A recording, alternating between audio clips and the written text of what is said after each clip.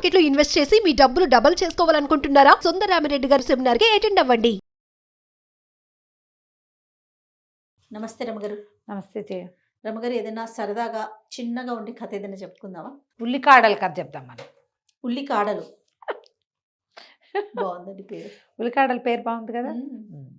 ఊర్మిళ అని ఒక అమ్మాయి, దానికి చాలా నిదానస్తురాలు, మెతకది, కొంచెం భయస్తురాలు కూడా. అలాంటి ఊర్మిళని చిరంజీవి అని ఒక చిన్న ఉద్యోగస్తుడికి చిరుద్యోగికి ఇచ్చి పెళ్లి చేశారు. లేటెస్ట్ కథ రమగారు. అంతే అయి ఉంటుంది. 60లో రాయబడింది. అప్పుడే పేర్లు బాగున్నాయి. బాగున్నాయి, చూసాం ఎంత బాగా పెట్టారు. రామయ్య, సుబ్బమ్మ అలాంటి కథలు మీ అమ్మాయి ఎంతసేపు పోట్లాడుతుంది. వెంకయ్యమ్మ ఆ. అలాంటివి కాకుండా ఎంత మంచి పేర్లు పెట్టారో చూడండి. బాగుంది. పేర్లు అంటే గుర్తొచ్చింది. ఇప్పుడు ఒక విషయం చెప్తా. ఈ మధ్య పేర్లని తమాషాగా పెట్టుకుంటున్నారు కదా, అసలు దానికి ఏం అర్థం పడతాం. ఇష్యు ఉష్యు బస్సు 2 అక్షరాలు 1 అక్షరం అవే పేర్లు. ఒక అమ్మాయి ఎవరో పెట్టింది, రామచంద్ర అని పెట్టుకున్నారు బాబుకి పేరు. అదేం పేరు అంటున్నారు అందరూ. రామచంద్ర. రామచంద్ర పేరుకి తక్కువ అమ్మ? ఎంత మంచి పేరు. ఎంత మంచి పేరు, ఎంత చక్కటి పేరు. అసలు రామా అని పిలుచుకోవచ్చు కదా. అదే కదా పుణ్యం పురుషార్థం. మీ పేరుందనా? నా పేరు లేకపోతే ఏమి, ఎవరైనా పిలవడానికి రామా అని పిలిస్తే ఎంత మంచిది. అద్భుతం కదండి కదా. నా పేరు ఉంటే ఏమి, నా పేరుతోటైనా బోళ్ళంత ముక్తి వస్తాయి. అప్పుడు నాకే రావాలి రమగారు. అవును. ఎన్నిసార్లు పిలుస్తానండి పిలుస్తావు. నేను రమగారు రమగారు మరి రమగారు. నువ్వు సీఈఓ అవ్వలేదు. ఏంటి మీ పేరు పిలిచే?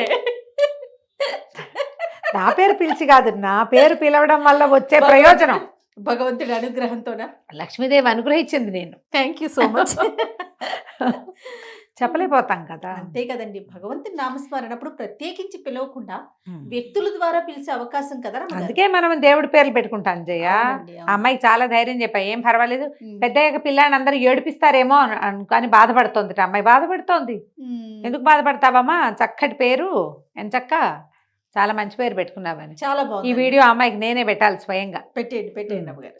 చక్కటి పేరు. ఒకవేళ ఈ పేరు బాగోలేదు అన్న వాళ్ళు ఎవ్వరు మనుషులుగా పరిగణించడానికి కూడా పనికిరారు. Oh my God. ఇది బాగోలేదంటారా జయ ఎవరైనా? చాలా పైగా బాగుంది. ఎవరి పేరు వాళ్ళ ఇష్టం కదా. దీనికి అర్థం లేకపోతే ఆలోచించాలి. అది పరమార్థం కలిగిన పేరు కదా. Meaningful గా ఉంది, పలకటానికి ఎంత బాగుంది. సులువుగా ఉంది కదా రమగారు. చక్కగా రామని పిలుచుకోవచ్చు, చంద్ర అని పిలుచుకోవచ్చు, రామచంద్ర అని పిలుచుకోవచ్చు. రామచంద్ర ఎంత ఎంత బాగుందండి. బాగుంది అసలు, అనడానికే ఎంత బాగుందో చూడు, మనసు నిండిపోయేలాగా. అవును, అవును. ఏమిటో బాగోలేదు ఇదేం పేరు అని ఎవరైనా అడుగుతారా దాన్ని? అంతే కదా. చాలా బాగుంది రమగారు, నిజంగా బాగుంది. ఆవిడకి చెప్పండి. అదే కదా. ఉమ్. సరే, ఓకే. అయితే ఊర్మిళ చిరంజీవి పెళ్లి చేసుకున్నారు. అయితే ఈ చిరంజీవి పరమ అసహనం, మహాకోపిష్టి, దురుసు, ఆ. ఏదో చేసేవాడు ఉద్యోగం.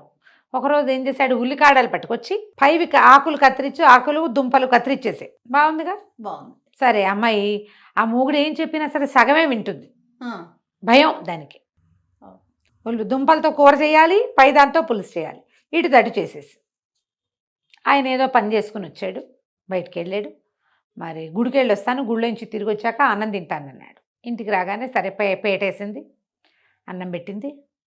తీరా చూస్తే ఆ ఉల్లికాడలతోటేమో కూర చేసి పెట్టింది, ఆ దుంపతోటి ఉల్లిపాయలతోటేమో పులుసు చేసేసరికల్లా భార్యను ఉంచి దభిమని కొట్టేశాడు. చెప్పింది చేయవా సరిగ్గా, నేనేం చెప్పాను, నేను ఏం చేయమన్నాను, దీంతో ఎవరన్నా పులుసు చేసుకుంటారా, దీంతో కూర చేసుకుంటారా అని కొట్టాడు. ఈ పిల్ల ఏడుస్తూ నుంచింది. ఈ లోపల దభీమని పెద్ద శబ్దమైంది. ఎవడో అటక మీద నుంచి ఒక దొంగ ఎప్పుడో దాక్కున్నాడు. సాయంకాలం ఆ పిల్ల దొడ్లో పని చేసుకుంటుంటే వాడి ఇంటికి వచ్చి అటక మీద దాక్కున్నాడు. దూకాడు. దూకి అక్కడి నుంచి చిరంజీవిని పెడరెక్కలు విరిచిపట్టేసుకున్నాడు. ఇంట్లో ఉన్న డబ్బు, నగ, నట్ర అన్నీ ఇస్తావా ఇవ్వవా అని. ఏం చేస్తాడు, తాళ్ళ చెవులు ఇచ్చేయమన్నాడు. అప్పటిదాకా భార్య మీద ప్రతాపం చూపించాడు. భార్య మీద ప్రతాపం చూపించే వాళ్ళందరూ కత్తిగా కటారు చూపిస్తే చాలా భయపడతారు. ఇక్కడేముండదు ప్రతాపం. అంతే. కొంతమంది అలాగే ఉంటారు కదా, ఏదైనా ప్రాబ్లం వచ్చినప్పుడు చాలా బెదిరిపోతారు. ఉమ్. పెళ్ళాల మీద మాత్రం ఎంత ప్రతాపమైనా విరుచుకుపడిపోతారు. విరుచుకుపడిపోతారు, ఎంత ప్రతాపమైనా చూపించేస్తారు. అవునవును. అక్కడి నుంచి నగా నట్రా మూట కట్టించారు. ఏంటి మంచి వాసన వస్తుంది మీ ఇంట్లో, ఏముండింది, పెట్టి అన్నం పెట్టించు నాకు అన్నాడు. అనేసరికల్లా కసిరేడు పెళ్ళాను. ఏంటి వాళ్ళు ఆయన అడుగుతుంటే అన్నం పెట్టవా అన్నాడు. అనేసరికల్లా దొంగ గారికి అన్నం పెట్టమని కత్తి అనేసరికల్లా దొంగ అన్నాడు, నేనే అరవాలి, నువ్వు అరవకూడదు, నువ్వు నోరు మూసుకుని ఉంచో అనేసరికల్లా అమ్మాయి ఏం చేస్తుంది, ఒకటి కోసం పీటేసి కంచం పెట్టిందిగా, అవి తినేసాడు. చక్కగా మళ్ళీ ఇంకో పేటేసి కంచం తెచ్చిపెట్టింది.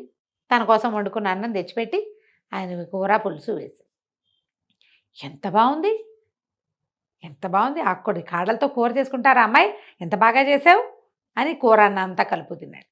అక్కడి నుంచి అసలు ఉల్లిపాయ పులుసు అదిరిపోయింది అన్నాడు. ఇంత మంచి వంట, ఎంత బాగా చేసావు, మరి ఎందుకు దెబ్బలు తిన్నావు నువ్వు అన్నాడు. అనేసరికి అమ్మాయి బిక్కు బిక్కుమంటూ మొగుడు కేసు చూస్తుంది. చూసారు కల్లా దొంగ అన్నాడు.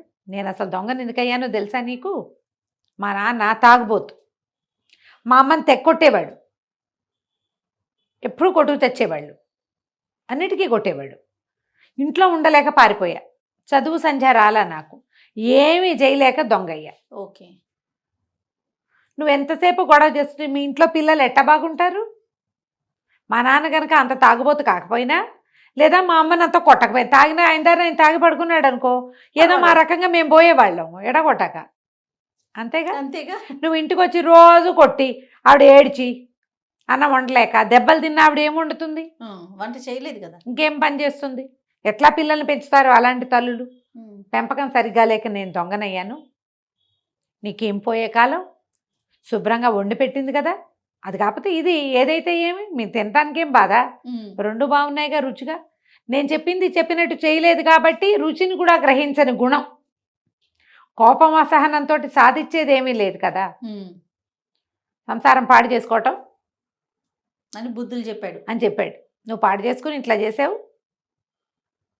ఇట్లా చేస్తున్నావు, రేపొద్దుంది నాలాంటి దొంగకి ఇంకొకటికి తండ్రి అవుతావు నువ్వు. నాలాంటి వాడే మీ ఇంట్లోంచి వెళ్ళి ఇంకెవరింటోనో దొంగతనం చేస్తాడు అని చెప్పి, అమ్మాయి ఈ నగ నట్రా తీసుకో, చక్కగా పెట్టావు భోజనం, ఎన్నాళ్ళలో అయింది ఇంత మంచి కూర పులుసు తిను అని మూట కట్టించిన నగలన్నీ ఎత్తి ఊర్మిళ చేతిలో పెట్టాడు. వెళ్ళొస్తానని చీకట్లో కలిసిపోయాడు. అక్కడి నుంచి చిరంజీవి ఏనాడు అమ్మాయిని ఏం అనలేదట. ఎందుకంటే ఇది చూడు ఎంత చిన్న కథ జయ. తండ్రుల తల్లుల దుష్ప్రవర్తన తర్వాత తరాన్ని విపరీతంగా పాడు చేస్తుంది. పెద్ద ఉల్లికాడల మీద కొట్లాడుకోవడం చిన్న విషయంగా మనకు నవ్వుతూ కనిపిస్తుంది, ఇలాగే పోట్లాడుకుంటారు. పెడితే పెట్టావని, పెట్టకపోతే పెట్టలేదని, కాఫీలో పాలు ఎక్కువైనాయని, లేదా డికాక్షన్ తక్కువైందని, టీ పొడి ఎక్కువ వేసావు తక్కువ వేసావని దాని మీద కొట్టుకుంటారు. కొడతారు కూడా జయ, చెయ్యి విసిరేసేస్తారు, ప్రతి దానికి తగాదా పడతారు. తండ్రులే కాదు తల్లులు కూడా చేస్తారు. తల్లులు కూడా పిల్లల్ని ముందు అది పెట్టి తర్వాత ఇది పెట్టాలి, నేను చెప్పాక నేను చెప్పింది చెప్పినట్టు ఎలా చెప్పానో అలాగే చెయ్యి. చాలా మందికి ఉంటుంది ఇలాంటి దుర్గుణం. వాటిని కరెక్ట్ చేసుకోకపోతే మన తర్వాత తరాలు ఏం నేర్చుకుంటాయి మన దగ్గర నుంచి? తల్లులేమో పిల్లల్ని కాల్చుకు తింటారు, తండ్రులేమో భార్యల్ని కాల్చుకు తింటారు. ఒక్కోసారి తండ్రులే భార్యల్ని పిల్లల్ని కూడా కాల్చుకు తింటారు. రేర్గా తల్లులు కూడా తండ్రుల్ని కొడుకుల్ని కాల్చుకు తింటారు. వాళ్ళు ఉంటారు. అమ్మో, వాళ్ళు కూడా ఉండి అసలు భర్తకి కొడుక్కి టెర్రర్గా ఉంటుంది తల్లి అంటే. అలాంటి వాళ్ళు చాలా మంది ఉన్నారు. ఈ తరహా వల్ల మనం సాధించేదేం లేదు. అవును, తర్వాత తరాలని పాడు చేసేస్తాం. వాళ్ళు మీ మొహం తప్పించేస్తారు, మీతో ఉండరు, పారిపోతారు. ఒక్కొక్కళ్ళకి ఒక్కో రకంగా ఉంటుంది. ఇతని భార్యకి ఉద్యోగం ఉంది, ఏదో తిండి పెడతాడు, ఎంతసేపు తిడుతుంటే తిండి ఏమి ఎక్కుతుందమ్మా? అంతేగా. ఈ తిట్లు తిట్టే వాళ్ళంతా పద్ధతులు మార్చుకోవాలని చెప్పడానికి ఈ బుజ్జి ఉల్లికాడలు కథ చెప్పాం. చాలా బాగుంది రమ్మగారు, సూపర్. నమస్తే. నమస్తే జయ.